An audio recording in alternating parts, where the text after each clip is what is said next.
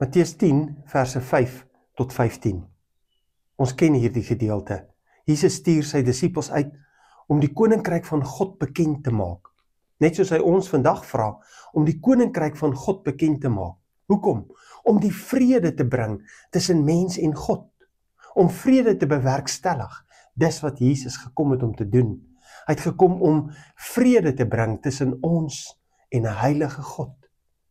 Hy stuur hulle uit met hierdie woorde: gaan liewer na die verlore skape van die volk van Israel.